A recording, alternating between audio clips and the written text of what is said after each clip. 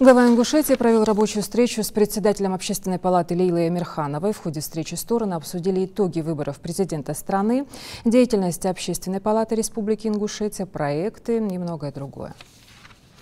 В первую очередь Лейла Амирханова сообщила, что Общественная палата России отметила коллег из Ингушетии в связи с грамотным выполнением работы в качестве членов мониторинговой группы. В Ингушетии не было выявлено каких-либо нарушений в ходе выборного процесса. Благодаря Общественному центру видеонаблюдения люди могут не сомневаться в легитимности выборов, отметил Калиматов.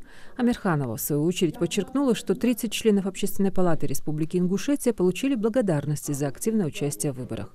В ходе рабочей встречи председатель Общественной палаты Республики Ингушетия также рассказал руководителю региона, что палата принимала участие в онлайн-совещании по повышению легитимности и эффективности проведения общественного контроля в сфере здравоохранения.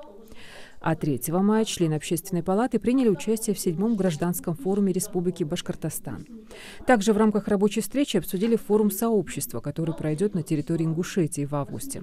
Калиматов подчеркнул важность грамотной организации данного мероприятия.